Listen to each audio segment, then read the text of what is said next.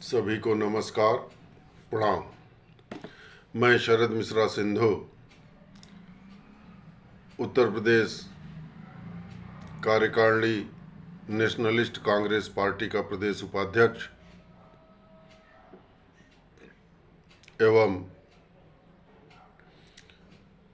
अखिल भारतीय साहित्य परिषद उत्तर प्रदेश का प्रदेश कार्यकारिणी सदस्य के नाते से आज मैं ये अपना वीडियो बना रहा हूँ।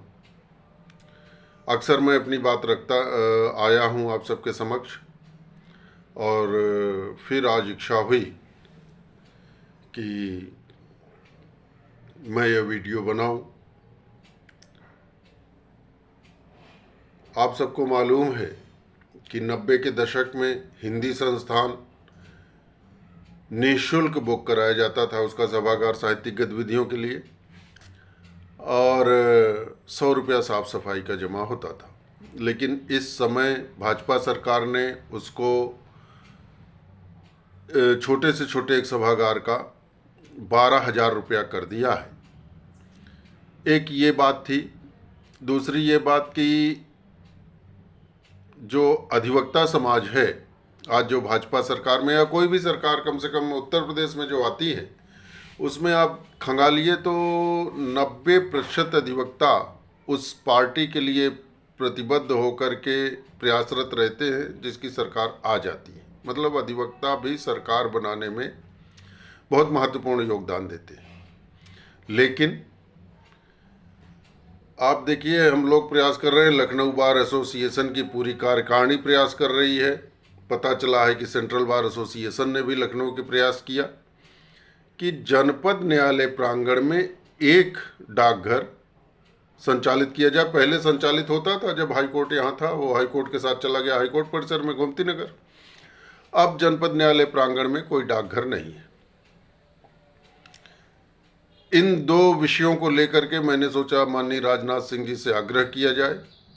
पहला आग्रह, मैं वहाँ जब गया उनके पास, तो पहले तो उनके पास पहुंचना है, क्योंकि एक समय था 90 के दशक की जो मैं बात कर रहा हूँ, 88, 89, 90, तो इंदिरा नगर में एक शेखर नर्सिंग होम है, उसके पीछे सूलपाड़ी महादेव मंदिर है। वहाँ पर ये 10-10 साहित्यकारों के साथ बैठते थे, जमीन पर बैठते थे। राष्ट्र धर्म के सह संपादक जी थे श्रद्धेय स्मृति शेष पर्यटक जी, उनके कार्यक्रमों में, और बड़ी बड़ी बातें करते थे साहित्यकारों के लिए। लेकिन कितने समय से सांसद हैं, तीसरा कार्यकाल है सांसद का, इस समय रक्षा मंत्री हैं, पहले गृह मंत्री रह चुके। मैं गया और कहा कि हिंदी संस्थान पहले निःशुल्क था, 12,000 जो है वहाँ लेकर के उससे पैसा साहित्यकारों से वसूल करके कौन सा आप जो है वो सरकार करोड़पति हो जाएगी, अरबपति हो जाएगी साहित्यकारों से लूट के। तो हिंदी संस्थान निःशुल्क कर दीजिए। उन्होंने कोई मतलब प्रतिक्रिया ही नहीं दी। फिर मैंने वही भाजपा की मिस कॉल वाली साधारण सदस्यता त्यागा। फेसबुक वगैरह पे मैंने कहा कि मैं त्याग रहा हूँ। उसके बाद फिर मैं एनसीपी में शामिल हुआ। वहाँ मुझे प्रदेश उपाध्यक्ष का दायित्व दिया गया। कहा भी गया कि it is better to reign in hell than serve in heaven. ठीक है, वहाँ सत्ता है और कुछ खुशफहमियाँ रह सकती हैं, लेकिन हम देख रहे हैं कि जनता के हित का कोई मतलब चिंतन ही नहीं है भाजपा में। आप देखिए, डाक खाना के लिए मैंने कहा ही नहीं। फिर मैंने देखा जब साहित्यकारों के बारे में कोई संवेदना नहीं है, तो वकीलों के बारे में इनके मन में क्या संवेदना होगी। हालांकि लखनऊ बार एसोसिएशन पूरी कार्यकारिणी जाकर के इनसे आग्रह कर चुके हैं माननीय राजनाथ सिंह जी से कि लखनऊ के जनपद न्यायालय प्रांगण में जो है एक डाकघर की स्थापना किया जाए। कोई कान में जूही नहीं रंग रही है। इतना सब भाजपा अहंकार में आ गई है कि कुछ समझ में नहीं आ रहा है, कि जैसे लग रहा है कि युगों युगों तक इन्हीं की सत्ता चलेगी। ऐसा प्रभुता पा ही का ही मद नाही, ये तो तुलसीदास जी ने ही कहा है। मेरा ये आग्रह मैंने किया था, नेट पर ही किया था, कि भाजपा के कार्यक्रमों में साहित्यकार और अधिवक्ता जाना बंद कर दें। ऐसे कार्यक्रमों में जिसमें भी कहीं भाजपा का कोई पदाधिकारी, मंत्री, नेता मंच पर हो, उस कार्यक्रमों का साहित्यकार और अधिवक्ता बहिष्कार करें।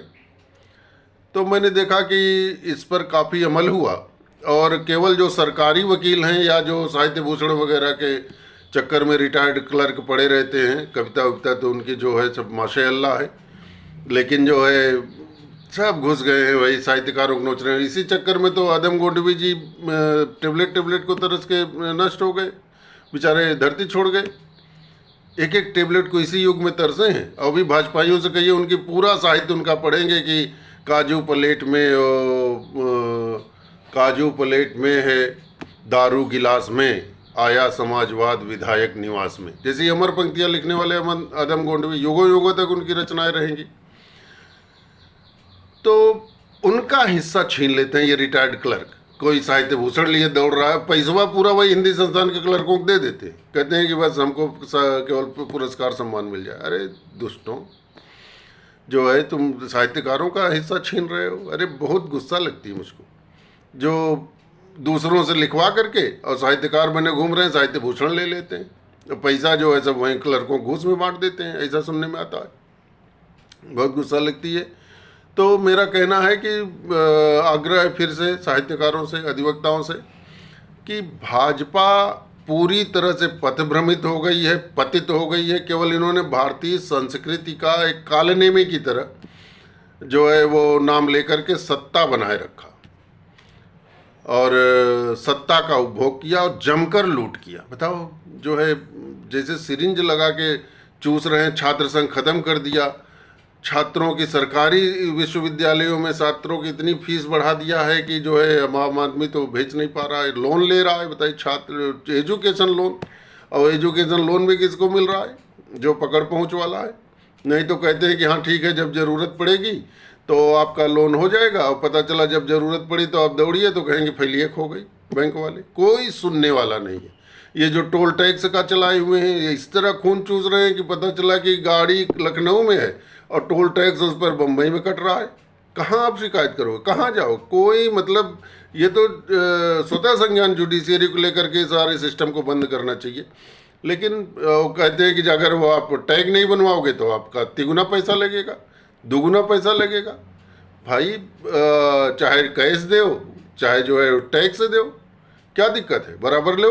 तो टैग लगवाओगे, काट लोगे अहमदाबाद में, हो गाड़ी है बनारस में, तो उसका शिकायत क्या होगी? उसका अगर ऐसा कटे तो कम से कम 1000 गुना जुर्माना वसूला जाए, ऐसे किसी आदमी का गलत कट जाए तो कहीं कोई सुनवाई नहीं है। पूरा संवेदनहीनता बनी हुई है।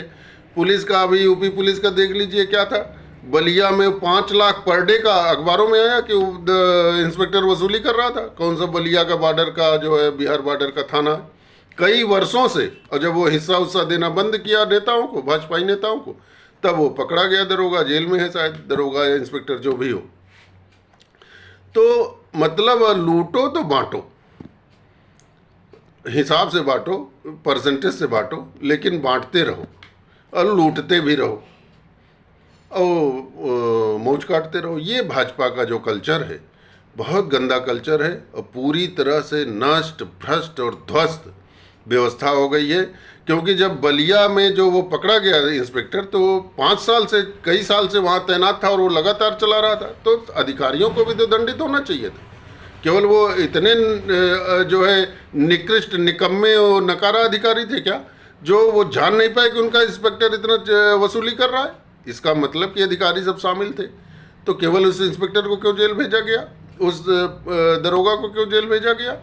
पूरे अधिकारियों को लेना चाहिए था। जो अपराध विधि कहती है कि भाई कोई संगठित, वो संगठित अपराध है इसको। यही हाल अभी देखिए यहाँ जो चिन्हट में हुआ। अभी जब मैंने पिछला वीडियो बनाया था, वो एक मेरा इंटरव्यू हुआ था इंडिया न्यूज़ में, उसके बाद आया कि 13-14 तारीख को जो है वो लोगों का पैसा वापस किया जाएगा जो लाकर लूटे गए थे चिन्हट में। कौन इंडियन ओवरसीज बैंकों के 41 लाकर लूट लिए गए थे लोग, एकदम से हैरान परेशान है, जिंदगी भर की पूंजी उनकी चली गई थी। तो देखिए बहुत आक्रोश है मन में। आग्रह इतना कि विकल्प नहीं है, इसलिए भाजपा सत्ता में है। लेकिन भाजपा को अगर सत्ता से नहीं हटाया गया तो जिंदगी का ही विकल्प नहीं बचेगा। लोकतंत्र का ही विकल्प नहीं बचेगा, लोकतंत्र नष्ट। इसलिए मेरा आग्रह है कि भाजपा का नेता जिस मंच पर हो उस मंच का कम से कम अधिवक्ता और साहित्यकार तो बहिष्कार करे ही। जय हिंद, जय भारत, वंदे मातरम।